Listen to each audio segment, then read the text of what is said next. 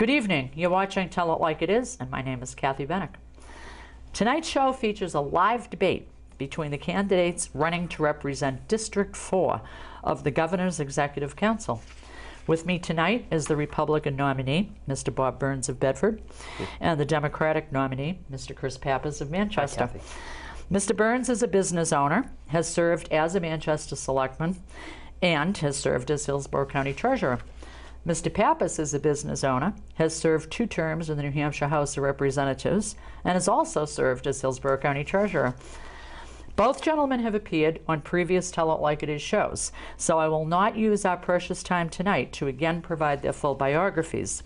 Those shows were titled Race for the Governor's Council and Governor's Council Face-Off.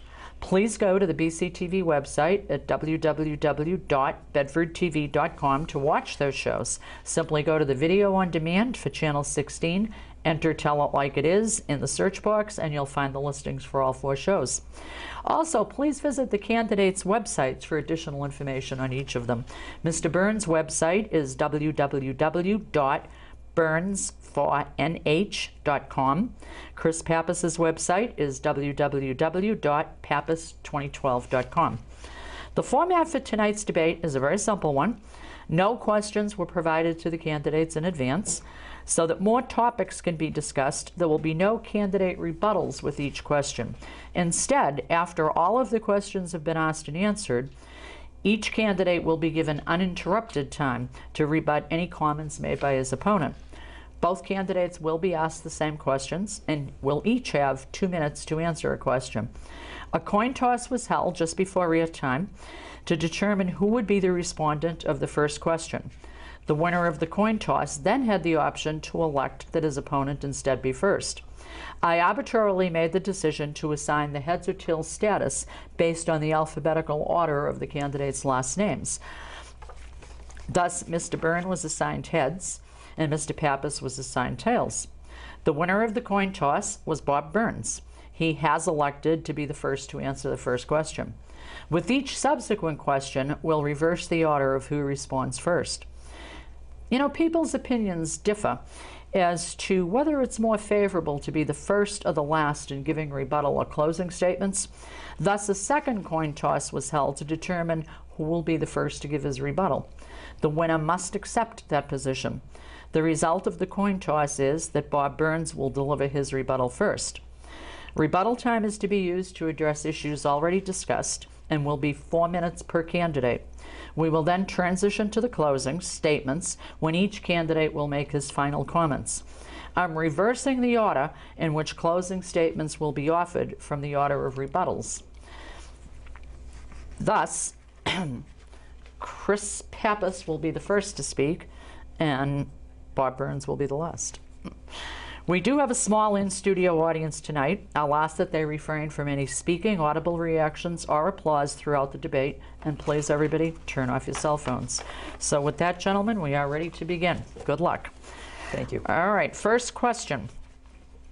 This year, the Executive Council rejected millions of federal dollars to further study the issue of expanding commuter rail into New Hampshire. One of you supports commuter rail, the other does not. Please explain your position and tell us why your opponent's position is wrong. Sure. Thank you again, Kathy, for holding this debate and the people at home for watching. I think that saying that I oppose commuter rail is a bit of a misnomer. When you're looking at this commuter rail question, you have to split it into 2 different subjects. Number 1, commuter rail as a whole, and number 2, the study of commuter rail. This study is really another in many that we've already had in the past to see the economic feasibility of implementing commuter rail in New Hampshire, not to actually build the rail system itself. And really what this is to tell us something that we already knew. It's going to be expensive, and it's not going to pay for itself. The projections are somewhere around $300 million to build the rail through Nashua, through Manchester, and up to Concord. With very best probably a 90-10 payment from the federal government. So that would be $30 million that the taxpayers of New Hampshire would have to burden, plus another X number of millions that's really untold to subsidize the rail. Currently, the Downeaster, which goes through Dover, New Hampshire, is subsidized at the tune of $8 million by the state of Maine. We did not need another expensive rail study to tell us something that we already knew. It's not economically feasible, and I don't believe that the whole state of New Hampshire should be burdened to pay for the rail system, where the largest benefactor would probably be the city of Nashua. So if you're living in Littleton, I just don't see why you should have to pay for that rail.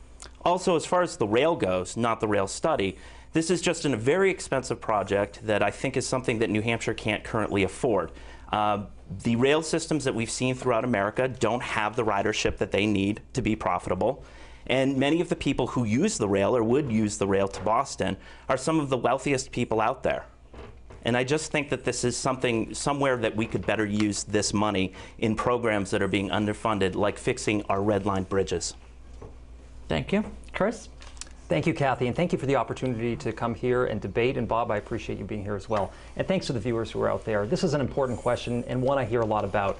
And the economic infrastructure of southern New Hampshire is the lifeblood of our economy, and so many businesses and families depend on it to move goods and services and to move around the state as well, too. I think that this study is an important one, and I think the Executive Council was wrong in turning down the federal money that could have gone to study passenger rail. I think our leaders do best when they have all the information at their fingertips and can make well-informed decisions. Now, the business community started out this process by raising money privately, and they raised over $120,000 in the Nashua and Manchester area to support this project as something, not that we would complete tomorrow, but was an idea that could be in the long-term mix of our infrastructure choices and our transportation choices in the state. They applied for the funds, and New Hampshire was granted $3.4 million to do the study of federal money. The Executive Council voted 3-2 to turn that money down. I support the position of Councilor Wazorek, which was to accept this money and to do a thorough study of passenger rail. Now, I know that we have to have a multimodal system of transportation in New Hampshire. It's got to include a strong, vibrant airport. The airport's a $1 billion economic engine of southern New Hampshire. It's got to include good roads and bridges, and we've got to make the necessary investments, including the widening of I-93. And it's certainly got to include bus service as well. And the state just invested many millions of dollars in a transportation hub on Exit 5 that's serving the commuters of I-93 very well, too. But potentially, passenger rail could be part of the mix, and I think the reason why this study is needed is to actually do the investigation and come up with the information that would help our leaders make the right choices going forward. When you talk about infrastructure, it's essential and vital to our economy, and I think that our leaders would do well to have this study done and to make sure they can make the right choices going forward for New Hampshire. Thank you. On December 1st, New Hampshire Medicaid is scheduled to transition to a managed care system, which will have 131,000 people receiving benefits. The state has $2 trillion worth of computer contracts with 3 different agencies to manage the program, but the whole system is chaotic and rampant with problems. What must the council now do to get this whole situation under control? Chris? Thank you, Kathy, and this is an important question. We're talking about $2.3 billion of contracts. This is the largest series of contracts that the Executive Council has ever voted on. And so I think when we look at this issue and we look at the tens of thousands of folks in New Hampshire that depend on Medicaid for their health services and depend on the program to make sure they stay healthy, that they get regular checkups, and that they stay productive members of society, I think we've got to go slow and make sure the state is making the right decisions. Now, the Executive Council has already voted on 3 providers who will be a part of this program. And going forward, the Executive Council in the next term will have a lot to say about it in terms of rates, in terms of how the developmental disability community is impacted, and in terms of answering the questions from those on the ground as to how they're served by managed care of Medicaid. It has the potential to bend the cost curve. It has the potential to save the state quite a bit of money. It has the potential to be a fiscally responsible plan. But we've also got to make sure, instead of just looking out for the bottom line, that we also look out for the people that depend on the program too. And that's going to be a priority for me going forward. You know, the state has taken it a long time in terms of getting its computer program up and running that's going to help the state manage Medicaid. And, you know, it's been way too long. I think there have been cost overruns on this. And really, the Executive Council shouldn't accept any more delays in terms of the computer system implementation at Health and Human Services. We've got to make sure that system is up and running so that we can tackle issues like managed care of Medicaid. And going forward, I'm going to work with all the stakeholders to make sure that the communities are served well, that make sure that we work cooperatively to make the right decisions for the people of the state. You know, as I campaign, I think the most important issue in this campaign is setting aside the extreme agenda that we've seen and restoring balance to state government. And I think that requires team players and people who are going to work cooperatively to make sure the people are served by the decisions that are made in Concord. Thank you. Question. Oh, Bob? thank you. I was almost expecting you to ask the question again, but no, I remember. Do you need it? No, I don't. Thank you. What I'd like to talk about, particularly the managed Medicaid, and what I see as some of the biggest obstacles that we've had within the state, and particularly Health and Human Services. My opponent brought up earlier that there has been an issue with implementing a new computer system. It was a $76 million project that was supposed to be done in approximately 2 years. We're now 7 years onto that $76 million project, and we've even recently, the Executive Council, I believe, passed allowing them another 6 or 7 million, it was in there somewhere, to actually add another part onto the billing system. Now, one of the issues going forward with managed Medicaid is just this billing system. Right now, it's not going to handle managed Medicaid, and it's not going to handle the second phase of managed Medicaid, and this is something that Health and Human Services is kind of flying by the seat of their pants right now. What I think that I offer to the Executive Council is oversight, particularly with my technical background. I work in the manufacturing industry implementing new software and equipment that manages its databases and automates equipment to make drugs safer and cheaper for the general public. I see having people in government with strong technical backgrounds as something that's needed to avoid these situations that we've had with the ACS computer system that's just, you know, run well over what anybody thought that it would. And I think that I bring kind of a unique perspective of my knowledge with particularly computers and databases and those types of systems. Thank you. Okay, next question you'll be answering first. What questions do you think that your opponent has so far failed to fully answer to the voters in Executive Council District 4? Well, that's actually a great question.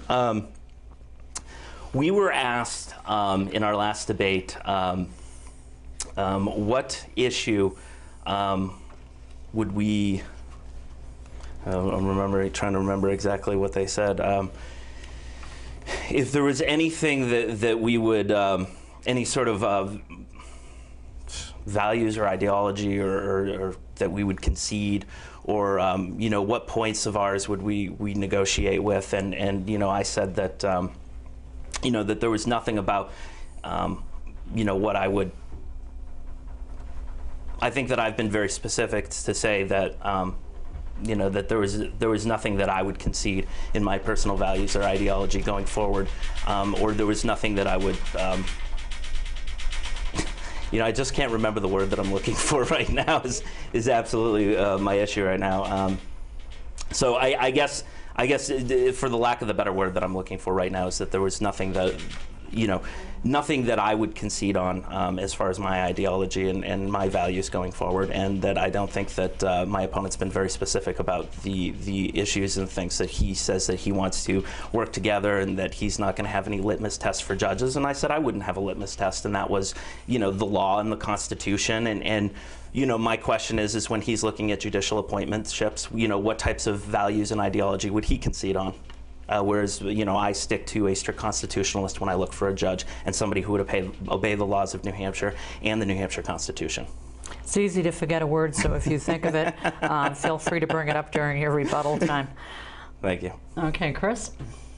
Am I supposed to respond to his question or come up with a question? No, to your question. What questions do you think that your opponent has so far failed to fully answer to the voters in Executive Council District 4? Sure. Thank you. And you know, Bob started talking by you know, addressing the issue that came up in our Chamber of Commerce debate that we had last week before the Greater Manchester Chamber of Commerce. And the questioner asked him something fairly simple and straightforward. What would you be willing to compromise on as the next member of the Executive Council? And Bob said, and this is a direct quote, "I don't think I'd compromise on anything." And I really think that is not the type of leader we need in state government right now. We've seen an extreme agenda take over state government the past couple years. It's represented some really bad priorities for our communities, and I think it's time we push back against extremism in politics, push back against an ideology that doesn't serve the best needs of the people of the state, and work together as Republicans and Democrats to try to address the long-term health, infrastructure, and economic needs of New Hampshire. There's no reason that as a state we need to be talking about politically charged social issues, that we need to be talking about issues that are going to divide us. I think we need to come to the table as members of different parties and work together for a common goal. And that should be to grow our economy, to create jobs, and to work hard to advance the interests of our communities. You know, the reason I'm running in the first place is because I looked at what was happening in Concord, and I decided that I needed to step up and push back against the extreme agenda that we've seen. I have a background in small business. I'm proud to be the fourth generation of my family to co-own and operate the Puritan Backroom Restaurant, and work tirelessly with members of the community to help address concerns in the community and help understand what makes our economy tick and what we can do to come together to create jobs. And so I think bringing that level of experience to the state is important. But I think what Bob fails to address is how he will use what he is proposed using in terms of his extreme ideology in Concord, how he will compromise on that. He said he won't be willing to compromise on it, and I think that sells New Hampshire short. Okay, Chris, you'll be up on this one. Legislation has been filed to increase the state's gasoline tax that is now 18 cents per gallon. While you cannot vote on the imposition of a tax increase, you would have a say-so on how the millions of dollars of new revenue will be spent. Should the new revenues be totally dedicated to highway, road, and bridge construction, reconstruction, and maintenance? Should some of the funds be allocated to other modes of transportation? Or should there be total diversion of the funds into the state budget? And please explain your rationale. Sure, thank you. And that's an important issue, and obviously we talked a little bit earlier about infrastructure, and I do believe that our infrastructure and maintaining our roads and bridges has got to be paramount. And this is one of the primary functions of the Executive Council. You know, the councilors get together and they set the 10-year highway plan. They vote on all the infrastructure and transportation contracts that come through state government and make sure state transportation dollars are being spent wisely on projects that will really benefit the communities of our state. And so we have several projects that are quite important in this region, including the widening of I-93, including the potential widening of Route 101 in Bedford. You know, I was on my way over here to the debate, and it took a little bit longer to get here than usual because it was rush hour and because there was a lot of traffic on 101, and it's gridlock a lot of the time. And so we've got to have counselors that are going to be looking out for the interests of communities, working with local leaders to identify projects that are important, and also working with our federal delegation to make sure that local projects have the resources they need, and that instead of a 10-year highway plan, we can make sure we get that down so that projects that are important don't have to wait. What we've seen in this state, though, is a lack of dollars quite often. There is a proposal to raise the gas tax. I don't support it, but there are people that are going to be out there talking about that, and they're talking about it as a way to directly pay for some of these projects and get them done a little bit quicker. I think that's an interesting debate. We'll let it see that play out in the legislature. But as for myself, and I've answered this in a survey question previous, I don't support an increase in the gas tax, and I would hope that our federal delegation would be able to leverage more transportation dollars for New Hampshire and look at creative solutions such as Garvey bonding for I-93 that can help get these projects completed in a timely fashion. Thank you. Bob? That's a great question. The reason it's a great question is actually my first Executive Council meeting that I went to. They were trying to take transportation funds that were received through things like the gas tax and use them in other areas in transportation. And my answer to your question is they should absolutely be used on roads, bridges, and other transportation-related issues because it is in the New Hampshire Constitution that they must. Now, the question came before the Attorney General during that Executive Council meeting that I was at, and the governor asked him, well, is this true? And the Attorney General responded to Governor Lynch that, well, we have precedent for violating the New Hampshire State Constitution in this area. So when Chris brings up that I will not compromise, he is correct. I will not compromise on the law. I will not compromise on the New Hampshire State Constitution, and I will not compromise on the United States Constitution. He continuously says things that I am a Tea Party candidate and these are extremist views. I do not consider my support for the law, the New Hampshire State Constitution, and the United States Constitution to be an extremist view. Thank you. Okay, you still have time left. Do you want to expand? No, that's all right. I think I made my point. All right, great. Okay, next question. Bob, you'll be answering first. Last month, fiscal year 2014-15, budget proposals were submitted to the governor by 47 state departments, agencies, and commissions. The University of New Hampshire system is looking for an 89% increase to restore $100 million in taxpayers' funding. If this increase winds up before you for confirmation, will you approve it? No.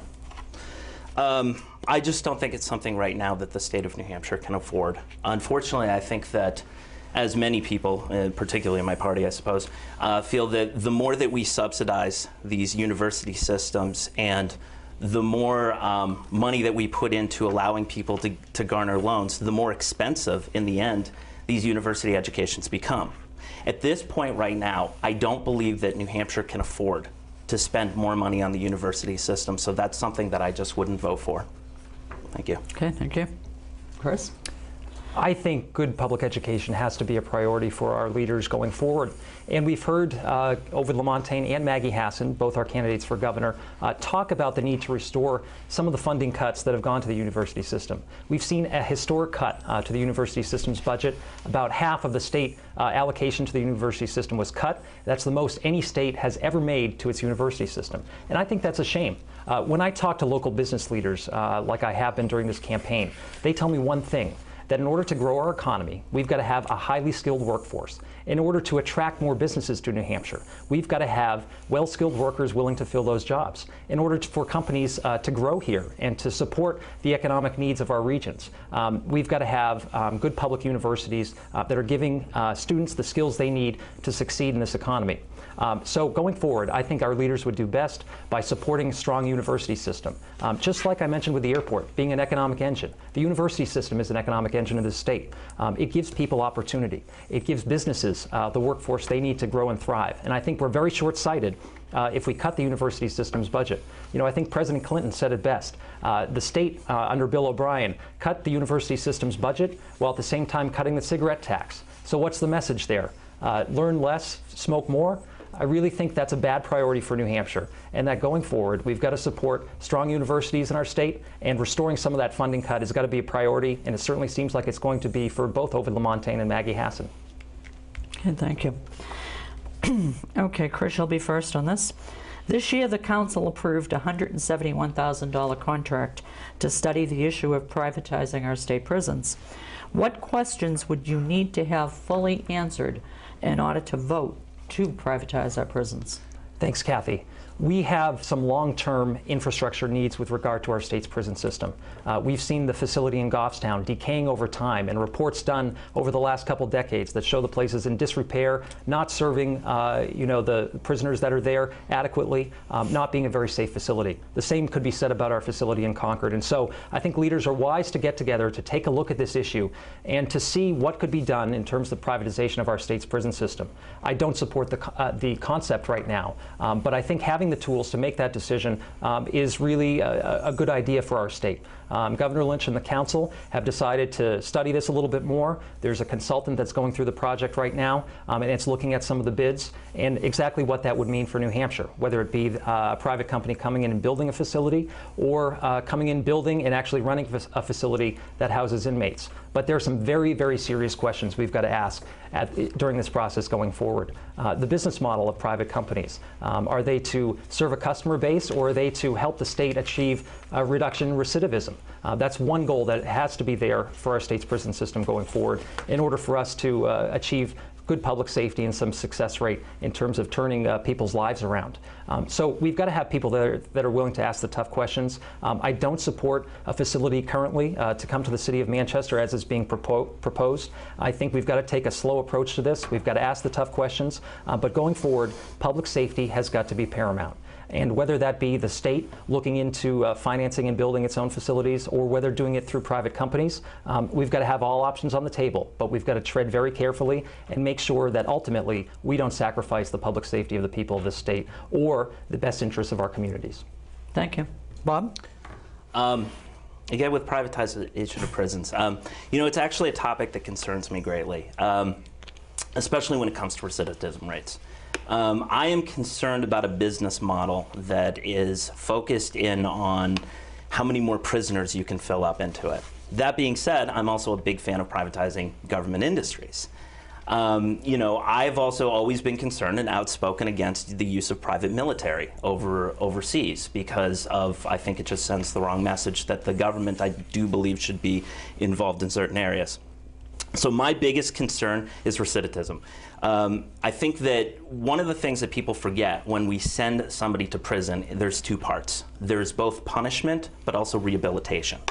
And I think that those are the things that we need to focus on if we're going to be using private outside firms, that somehow, just like with the managed Medicaid, I think that there needs to be some sort of financial incentive where prisoners don't go back to jail. So I think that those would be the types of areas that I would look into. I would want to see the track records of these private prison companies in other states where they're running them, the questions and concerns that come up. And obviously, this being said, I mean, you know, any state-run prison is always going to have problems as well. But I want to look at the percentages and see, do we have more problems in these areas? Do we have more recidivism rate because they have a financial gain in bringing more prisoners back? And I think that those would be the areas that I would focus on. Thank you. Okay, great. Chris? I already answered the question. Sorry. I can do it again if you Talk want. about trains of thoughts going, huh? Sorry about that. All right, Bob, should expanded gambling be approved in New Hampshire? It's projected that it could generate $50 to $80 million per year to the state. How should that new revenue be spent if we decide to go that route? My personal opinion on most expanded gambling proposals I've seen is that I am against them. Gambling brings a lot of issues into the state, whether it's increase in crime, increase in people with addictions to gambling, that I do have a lot of issues with. I also have a lot of issues with the type of proposals I've seen. The proposals aren't to bring in a large destination casino like we see at Foxwoods or Mohegan Sun. Most of the proposals are to bring in more slot machines. And for someone who's traveled across this country and seen just the detriment this has brought to many states and in Indian reservations across the country, where you don't have a true destination type casino, I do have a lot of concerns. Now, the more liberty-minded politician in me wants to say, you know, gambling should be free for everybody to do. I don't like government regulation. And when we saw recently, a few years ago, when the gambling lobbyists came in and shut down all the charity poker games, some of these poker games were being held at VFWs. I know one of the charity poker games that got shut down was a charity for people living with HIV in the Keene area. And when the large casino lobbyists came in and they pushed these little charity poker games out, that sort of thing made me angry. And for the most part, I am not a big fan of the casino lobbyists. How should the money be used? Well, I think honestly, if we were to be taking in one of these sin-type taxes of gambling, I would, I guess actually, I think that the gambling money should be used to offset current tax rates. I think that that would probably be the best area. Okay. Thank you. Chris? Thanks, Kathy. And this is certainly a hot-button topic that a lot of people are talking about in this campaign, and certainly it has a lot of relevance to legislative and the governor's race, too. I don't know about what we need to do with expanded gambling, but I think it should be an option for our leaders that's on the table. There's a lot of revenue that's leaving New Hampshire, going to states like Connecticut, certainly is going to be going to Massachusetts once they set up their casinos. And the question we have to ask ourselves is it worth the effort to try to capture some of that revenue and generate more tourism dollars and revenue here in our state? Does that outweigh the social costs that might be associated with expanded gambling in New Hampshire? And that's something that our leaders are going to have to look long and hard at. I'm proud to serve on a commission actually in Concord right now. That's a commission that's studying business taxes. Governor Lynch appointed me to that commission, and actually proud to have his support as well in this campaign. And we're looking at what issues can state government deal with in order to create a better business climate, in order to create more economic development in New Hampshire.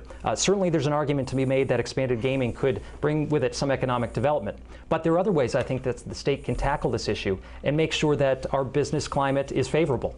We've heard from several noted economists lately that the New Hampshire advantage and in terms of our business growth and economic growth in the long term isn't going to be guaranteed like it was in the 80s, 90s, and the better part of the last decade. That our population isn't growing as fast as it was, that our workforce isn't growing as fast as it needs to be, and that the support isn't there for public education and and to create the strong, skilled workforce that we need going forward. And so we need to work together to tackle this problem. We need to bridge the divide and work together as business leaders and as state elected leaders to make sure that the focus remains on what we can do to grow the economy and create jobs. And there are lots of adjustments that could be made to the business tax structure, and we actually recommended lowering some of the rates. But there are lots of tweaks that can be made and a focus that should be put on it that can grow the economy and I think move New Hampshire forward in the right direction. Thank you. Okay, Chris, currently there is a battle going on regarding warehouse leasing for the New Hampshire Liquor Commission. Legislators are so far unable to learn what the costs of 20-year leases will be, although contracts are supposed to be awarded November the 14th.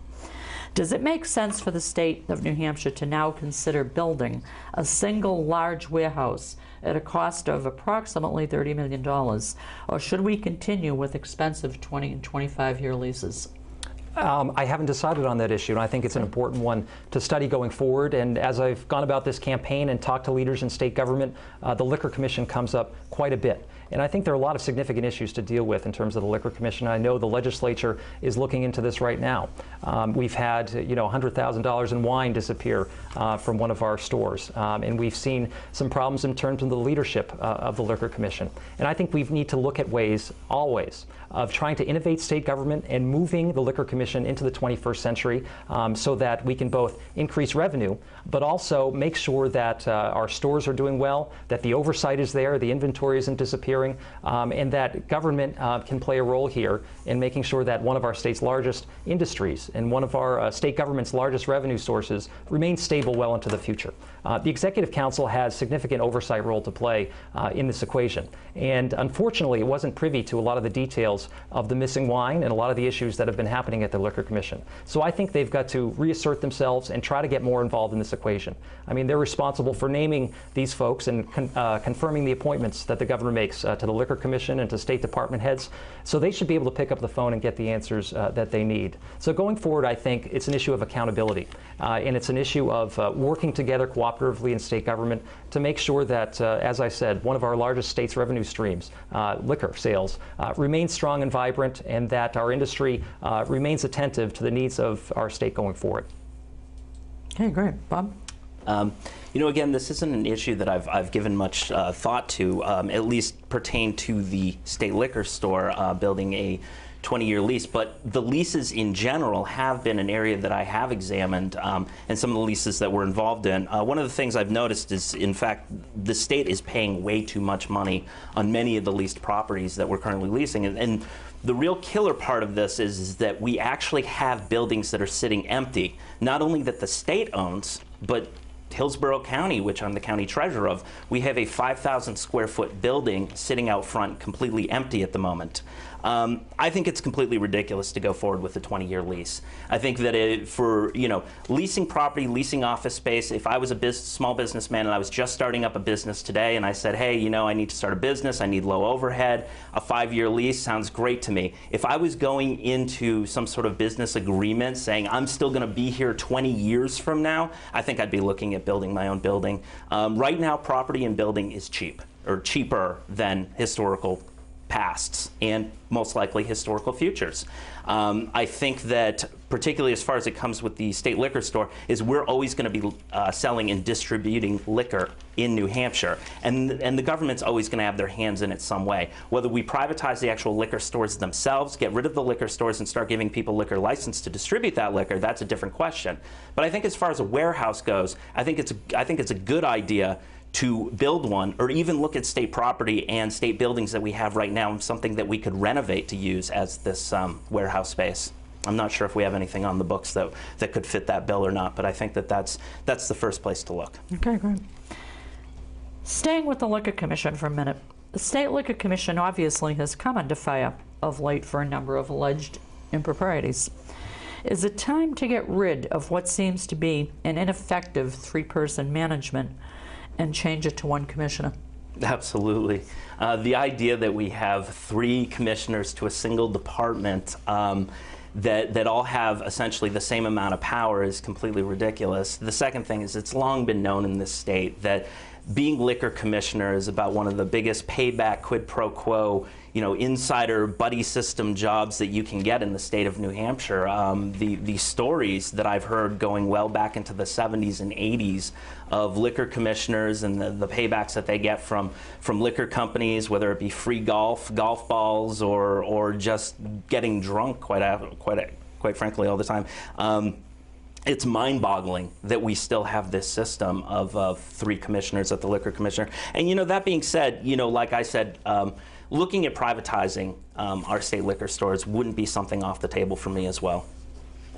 Thank you. Chris?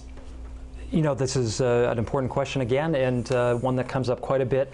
And as I said before, the legislature is looking into this, and I think it's wise that they do, because I think that it's time for a little bit of modernization on the Liquor Commission, and whether that be reducing the number of commissioners, or whether that be doing something with their terms, or exactly how the office is structured, or certainly the powers that they have and who they report to. I think everything has to be on the table, and everything has to be looked at going forward. As I said, this is one of our state's most important revenue streams. It's a big business for New Hampshire, and I think we've got to tread very slowly on the issue of privatization. I think we can attract some good minds to the State Liquor Commission to ensure that we're doing the type of marketing and business development that we can in the future to make sure that we remain competitive and that it remains a strong industry for New Hampshire.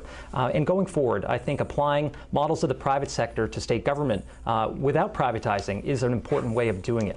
There are experts in business around town. There are people that we could consult to make sure that our Liquor Commission is on track. As a small business owner in Manchester, I know that there are people in the community that we can take cues from, that we can elevate to positions of importance within state government to make sure that they're there applying their knowledge and expertise from the private sector to the benefit of all in state government. And so I'd look to use my connections in the business community, to use my business background as well, to make sure that we ask the right questions during nomination, but also that we work with the governor to make sure the right people are being considered for these positions.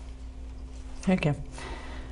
One of the roles of the council is to approve or reject the governor's nominees for appointments of commissioners and other key personnel.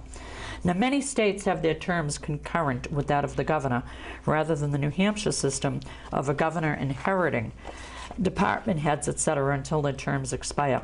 Which system do you think is best and why? Well, is that Chris or me? That would actually be Chris. I think it's me. Yes, I'm sorry.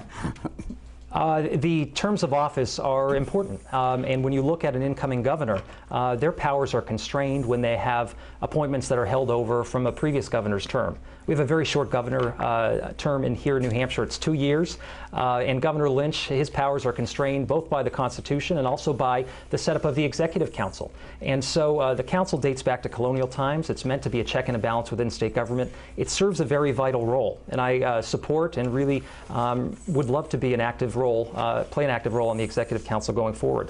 But I think the issue of concurrent terms is one that, while it should be looked at, is not necessarily the right thing to do, because I think it gives an incoming governor too much authority and too much power in remaking and reconfiguring state government to their wishes. I think we have the Executive Council there for a reason. It provides a check and a balance. It provides a voice in the process to make sure that the right people are getting into these positions of power within state government. And so we have that check and balance, and I don't see why we need to sort of break the logjam and allow a new governor to remake state government in his or her image. Going forward, as I said, the appointment process is absolutely critical. And I think it's important that we don't apply any sort of partisan test to political appointments in New Hampshire. We've got to make sure that we have people of diverse political backgrounds, diverse backgrounds in our communities, that have the expertise and the independence to lead our state departments. I'm very proud in this campaign to have the support of Democrats and Republicans alike. I have over 50 registered Republicans who are members of my Republicans for Pappas team. Also have a lot of Democrats and independents who are supporting me as well, too. Governor Lynch recently endorsed my effort, and proud to be able to build bridges and really work as a team to tackle the tough issues that lie ahead of us. And I think who we are as candidates and the types of campaigns that we run will tell a lot about who we'll be as leaders. And I plan to be a bridge builder, a problem solver, and work together with all folks to make sure we move New Hampshire forward. Bob. Thank you.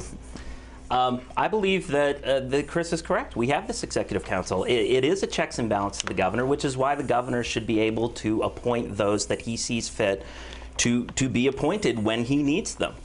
I think that it's completely ridiculous that department heads serve for, in general, around 4 years, while a governor and executive counselor may only be there for 2. I think it's unfair for a governor to come in and try to, remake his governorship in his image to be able to lead the way that he wants to, and that he's put up with these constraints of having department heads that may not agree with his ideology or the way that he wants to go forward. Let's say whether it's the Attorney General or it's the Department of Health and Human Services. I think that it's unfair for a governor to essentially be handcuffed and put in a straitjacket and at will of department heads that he did not put into place there. But as Chris said, we have the executive council there as oversight, so that a governor just can't come in and put, let's say, all his friends or all his buddies in who might not be qualified. I think that the most important thing, other than having a diverse group of people in there, is having the most qualified people in there as department heads. And I think that the executive council is there to do that. And we even saw with John Lynch when he came in that he actually kept a few people from the previous administration and even reappointed Kelly Ayotte twice. So I think that it's, kind of unfair to say that the governor would just come in one day and just can everybody and put a whole bunch of new unqualified people in there, when we do have such a great system of checks and balances as the executive council. And we are there as leaders. We're there to consult with the governor. We're there to be oversight, to make sure that he puts the most qualified people in for the job. Okay, thank you. This one we'll have to switch to a 90-second answer in the interest of time. Many states joined together in a lawsuit to prevent the Affordable Care Act, or Obamacare, excuse me, from taking effect in their states. Our Democratic governor and our state's attorney general have all along been opposed to New Hampshire joining the lawsuit.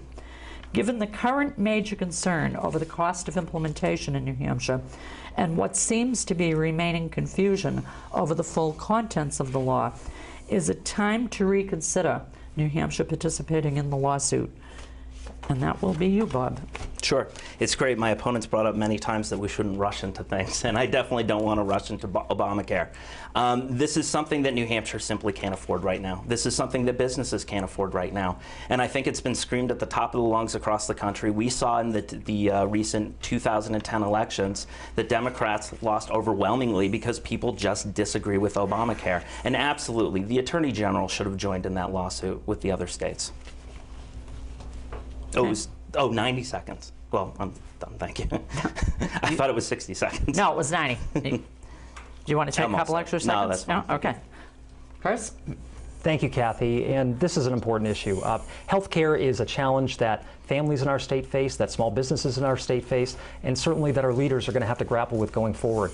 And I think the leaders in New Hampshire are not doing our communities justice when they stand up to the Affordable Care Act and play politics with it, as opposed to doing what's right for our communities in its implementation. The Affordable Care Act, whether we like it or not, is the law of the land. The Supreme Court has ruled on that, and there's not much we can do about it. And this ongoing lawsuit, which would cost New Hampshire taxpayers money to be a part of it, I don't think is wise to join. I think what we've got to do is to come together, organize a group of health experts, leaders in our state, certainly our state's insurance commissioner, to look at what we can do to comply with the law so that our businesses and our families are served best by it, that we can put a New Hampshire imprint on the Affordable Care Act. We saw the Executive Council turn down federal money that was going to be used to set up New Hampshire's health insurance exchange. The legislature has also weighed in on this debate too and has played politics with it as well.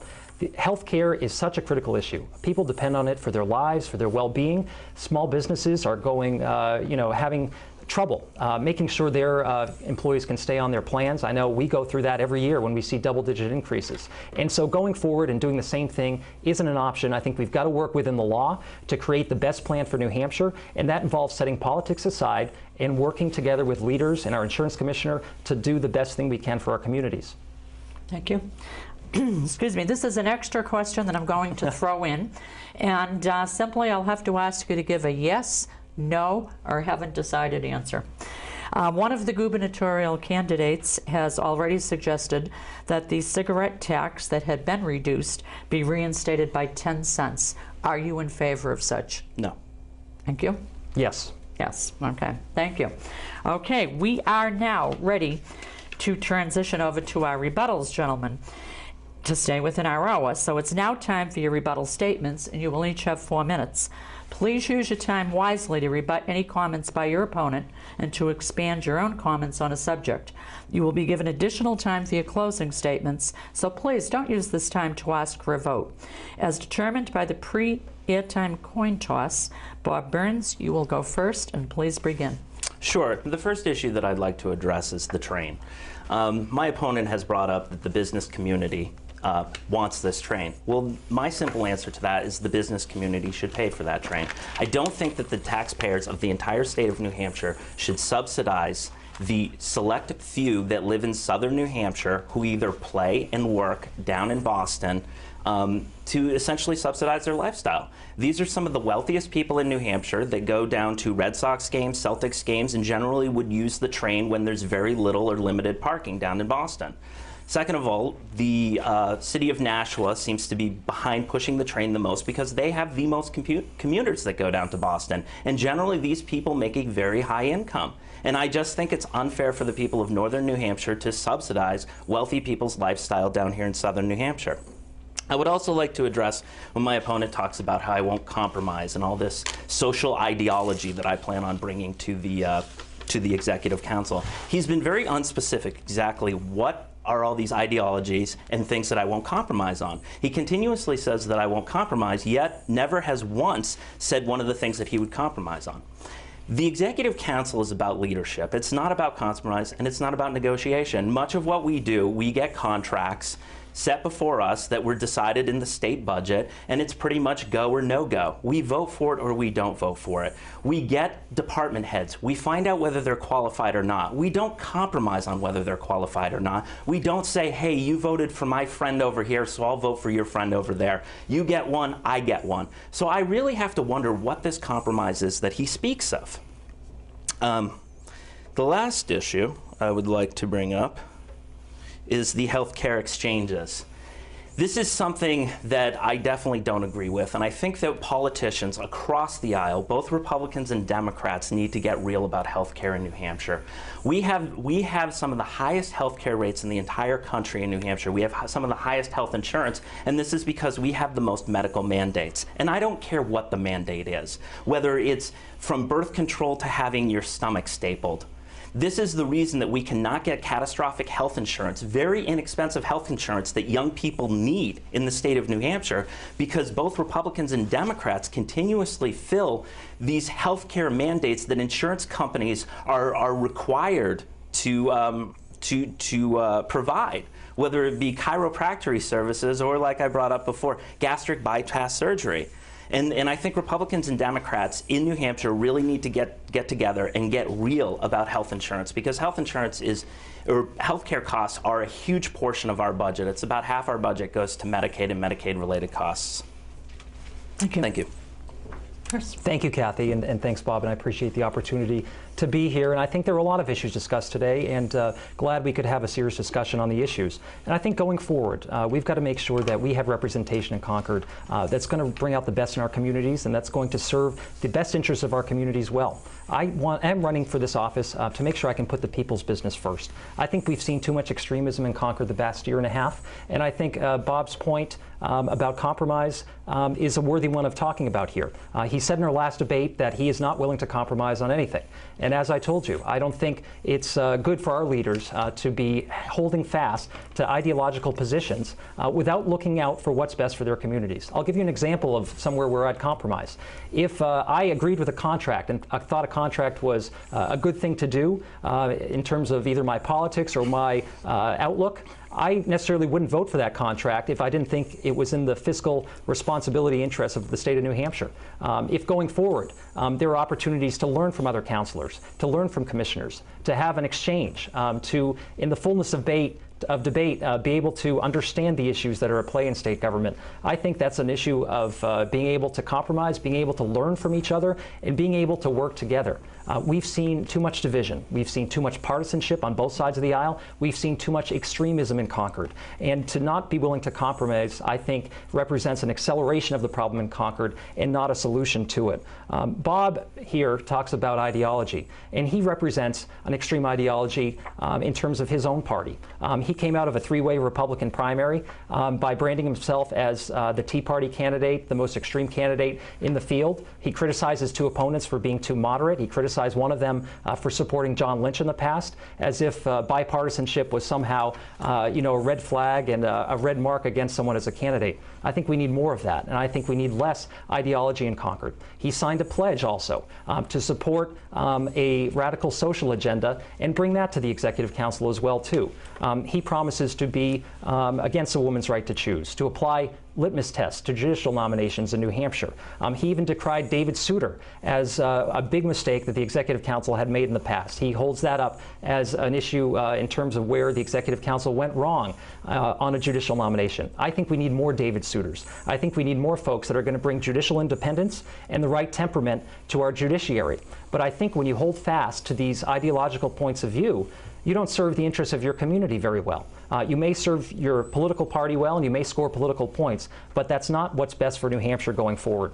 I think we've got to support women's health in this state. We've seen the defunding of Planned Parenthood health centers by the Executive Council last year. This was really a travesty for New Hampshire.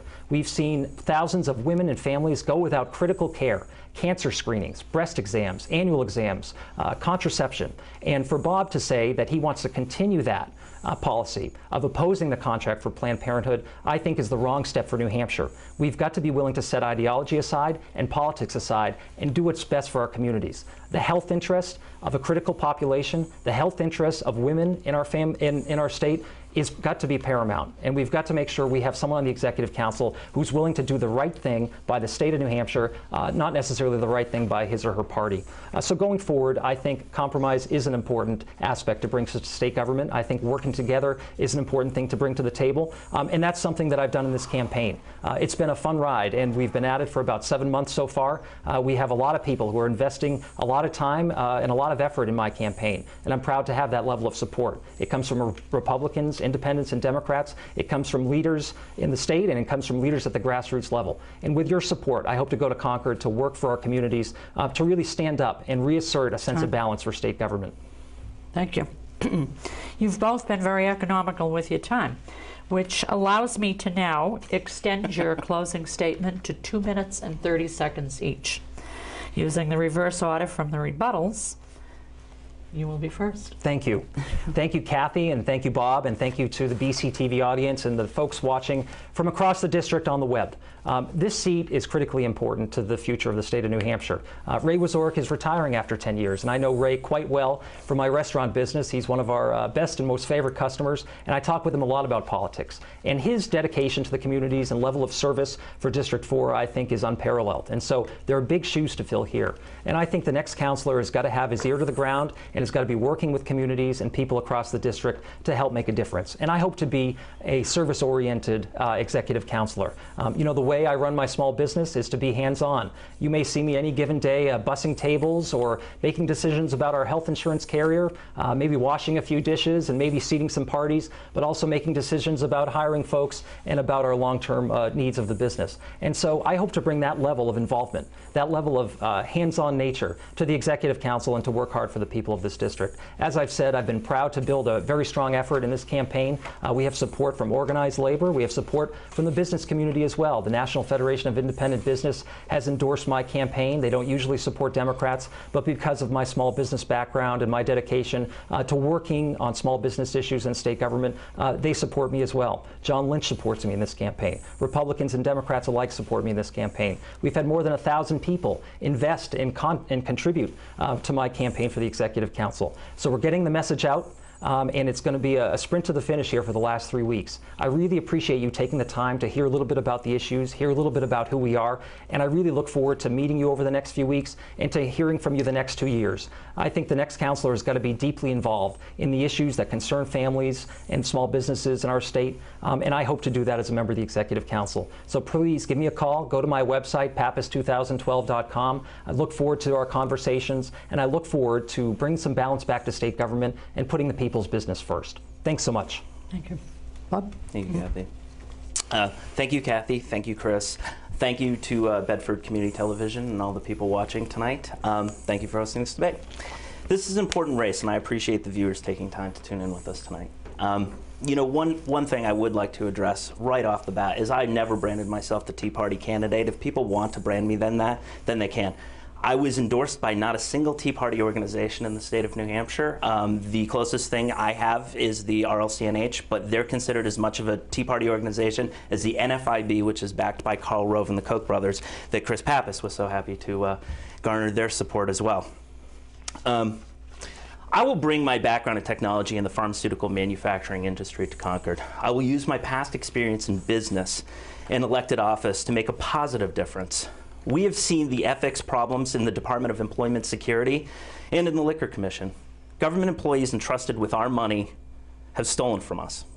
I will be a voice for strong ethics and will be careful to vet appointments in these important state positions.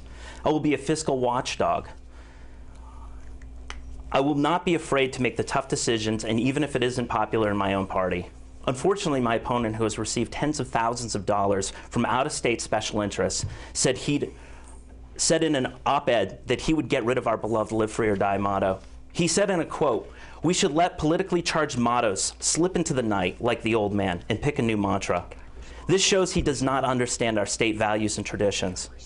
In the same piece, my opponent endorsed a sales and income tax, saying that New Hampshire clings to the regressive property tax because people have been brainwashed to think that an income or sales tax would take away some sort of freedom we enjoy. A sales and income tax would take away freedom in New Hampshire, and as executive counselor, I will always be looking out for families and their wallets. I have served as a selectman in Manchester, and I'm currently serving as treasurer in Hillsborough County. I have served in a nonpartisan fashion and have looked out for the best interests for the taxpayer's dollar.